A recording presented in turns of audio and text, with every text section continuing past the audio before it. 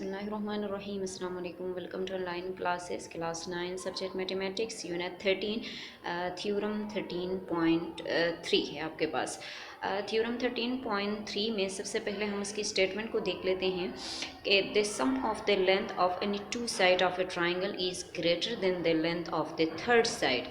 Statement में क्या कह रहा है कि अगर आपके पास कोई एक ट्राइंगल है, उसकी कोई भी दो साइड को अगर हम जमा करें तो वो उस ट्राइंगल के थर्ड साइड से बड़ा होगा। सही है। अब हमें एक ट्राइंगल गिवन है, उस ट्राइंगल का नाम ABC है। ठीक है, ये ट्राइंगल हमें दिया गया है जिसका नाम ABC है। और प्रूफ क्या करना है कि अगर हम देखें मैयर ऑफ AB, अगर हम AB को और AC को जमा करें तो वो ग्रेटर होगा BC से। सही। फिर अगर हम AB को जमा करें BC के ऊपर तो वो बड़ा होगा AC से। सही। और अगर हम AC को जमा करें BC के साथ तो वो ग्रेटर होगा AB से। समझ आ रही है? ये हमें प्रूफ करना है। एक ट्राइंगल हमें गिवन है, उसके कोई भी दो साइड को अगर हम जमा करें तो वो उसके थर्ड साइड से बड़ा होगा। ये हमें प्रूफ करना है। अब हम इसके ऊपर कंस्ट्रक्शन कर लेते हैं। हम कहते हैं कि बाइसेक्ट एंगल A, यहाँ पे एंगल बनता है, B में एंगल बनता है और C में एंगल बनता है। आपको पता है एक ट्राइंगल के 6 एलिमेंट होते हैं, 3 साइड होते हैं और 3 एंगल होते हैं। तो वो एंगल कहाँ कहाँ पे बनते हैं? B, C और A पे बनते हैं। अब हम बाइसेक्शन क्या कर रहे हैं? यहाँ पे एंगल A की बाइसेक्शन कर रहे हैं। मीन कि ये हमारा कंस्ट्रक्शन है। ठीक है, जब हम इसकी बाइसेक्शन करेंगे तो हमारे पास A में जो बनने वाला एंगल है वो बिल्कुल इक्वल हिस्सों में डिवाइड हो जाएगा। ठीक है, और यहाँ पे जिस पॉइंट पे देखिए हम जब A की बाइसेक्शन करते हैं तो उसकी जो लेंथ आ रही है, जो लाइन हम ड्रा करेंगे वो BC को बाइसेक्ट करता है। ठीक है, तो यहाँ पे देखिए let the bisectors meet BC at point D, तो वो लाइन BC को बाइसेक्ट करता है किस पॉइंट पे? पॉइंट D पे। ठीक है, ट्राइंगल हमें गिवन था और उस ट्राइंगल के दो साइडों को जमा करके किसी भी एक साइड के से बड़ा शो करना है। सही। इसके लिए हमने कंस्ट्रक्शन क्या की कि किसी भी एक एंगल को मीन के हमने इन A की बाइसेक्शन कर दी और जो बाइसेक्शन हमने की है वो BC के ऊपर हमने की। ठीक है, और वो किस पॉइंट पे इसको कट कर रहा है? D पॉइंट पे कट कर रहा है। ठीक है, अब हम स्टेटमेंट्स और रीजंस की तरफ आते हैं। अब हमें इसको प्रूफ करना है। यहाँ पे देखिए measure of angle 1 equal to measure of angle 2। अब वो कहती है कि एंगल 1 और एंगल 2 जो है वो आपस में इक्वल हैं। क्यों इक्वल हैं? क्योंकि हमने एंगल A की बाइसेक्शन कर दी। अगर एंगल A हमारे पास 60 का है तो एंगल 1 जो है वो 30 और एंगल 2 30 होगा। अगर ये 90 का है तो एंगल 1 45, एंगल 2 45 का होगा। और अगर ये हमारे पास 180 का है तो एंगल 1 90 और एंगल 2 भी 90 का होगा। मीन कि हमारे पास जो एंगल था, चाहे वो कोई भी एंगल हो, तो वो इक्वल हिस्सों में डिवाइड हो गया है। तो इसका मतलब है ये दो आपस में इक्वल होंगे। ठीक है, तो यहाँ पे एंगल 1 इक्वल टू एंगल 2 कहा तो इसको इक्वेशन 1 का नाम दिया। रीजन क्या बताई कि AD is the bisector of angle A, क्योंकि हमने क्या की है? एंगल की बाइसेक्शन की है, बिल्कुल इक्वल हिस्सों में डिवाइड किया है। इस वजह से हमारे पास एंगल 1 और एंगल 2 इक्वल हैं। ठीक है, फिर but measure of angle 3 greater than measure of angle 1। वो क्या कहती है कि ये एंगल 3 जो है वो एंगल 1 से बड़ा है। क्यों बड़ा है? क्योंकि एंगल 1 जो है वो हमारे पास इंटीरियर एंगल है और एंगल 3 इसको आप एज ए ट्राइंगल ले ले। देखिए BAD को, ये पूरा एक ट्राइंगल, फिर ADNC पूरी एक ट्राइंगल। ठीक है, ये दो ट्राइंगल आप कंसीडर करें तो आपके पास ये A1 जो है वो इंटीरियर एंगल होगा और 3 जो है वो एक्सटीरियर एंगल है इस ट्राइंगल के। ठीक है, तो जब वो एक्सटीरियर है तो ऑटोमेटिकली वो बड़ा होगा, क्योंकि इंटीरियर एंगल हमारे पास छोटा होता है, एक्सटीरियर बड़ा होता है क्योंकि वो बाउंड्री को क्रॉस करता है। एक्सटीरियर होता है बाहर होता है। सही है, तो जो हमारे पास अंदरूनी चीज़ होती है उसकी एक लिमिट होती है और एक्सटीरियर की कोई लिमिट नहीं होती, तो ऑटोमेटिकली वो बड़ा हो जाता है।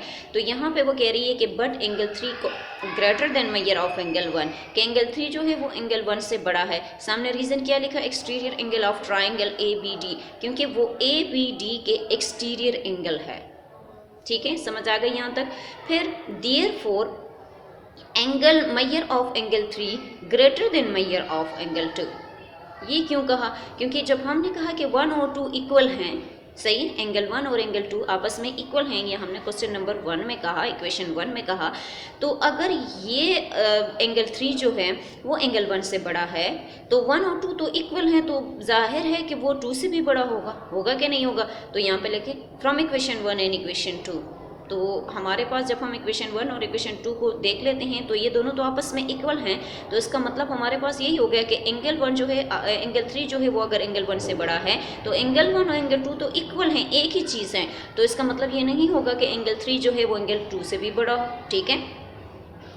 अब दिस इम्प्लाइज स्टेट, अब इस बात का क्या मतलब है कि अगर ये एंगल 2 जो है, एंगल 3 जो है वो 1 से भी बड़ा है, वो 2 से भी बड़ा है, तो फिर कहती है कि measure of AC greater than major of DC।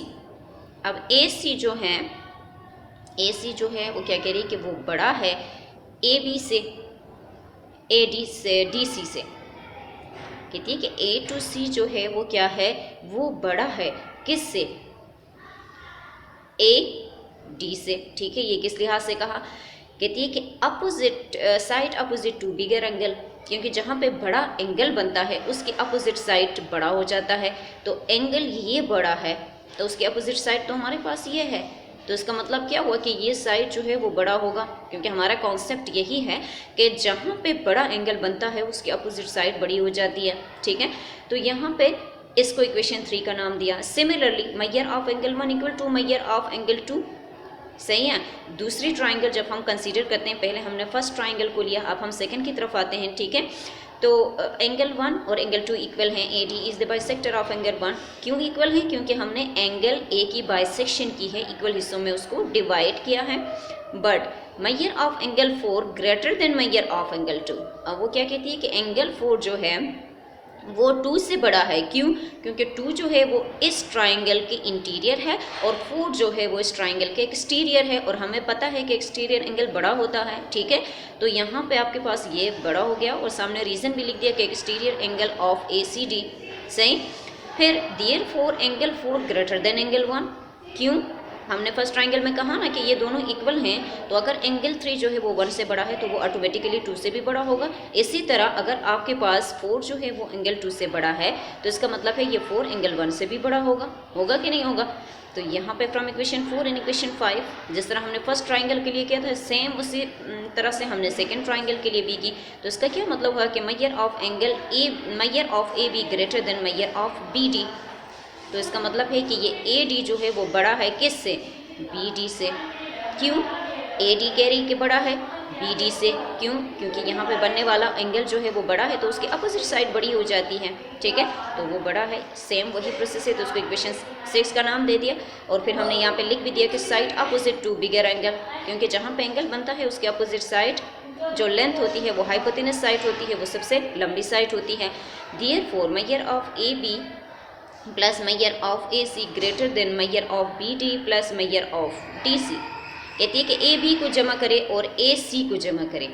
देखें, AB को जमा करें और AC को जमा करें तो वो बड़ा होगा किस चीज़ से, BD को प्लस करें और DC को प्लस करें, BD और DC को प्लस करें। तो कहती है कि जब हम इन दोनों को जमा करते हैं AB और AC को, तो वो बड़ा होता है किस चीज़ से, इस चीज़ से, ठीक है, BD और DC से बड़ा होगा। तो क्या हम यहाँ पे BD और DC के जगह हम BC डाल सकते हैं, बिल्कुल डाल सकते हैं, क्योंकि हम B से D तक जाते हैं और D से C तक जाते हैं, ये इनका मिड पॉइंट है। तो इसका मतलब है कि B to D plus D to C जो है वो होल BC के इक्वल है, ये पूरी तो एक ही लेंथ है, तो इन दोनों की जगह हम BC लिख सकते हैं, ठीक है। क्योंकि यहाँ पे देखिए BC equal to measure of BD plus measure of DC, इन दोनों को जमा करने से टोटल जो लेंथ आती है वो BC आती है, तो उन दोनों की जगह हम BC लिख सकते हैं, ठीक है। तो हमारे पास देखिए दो साइडों को जमा करने से हमारे पास एक साइड से वो बड़ी आ गई है, और यही हमें प्रूफ करना था।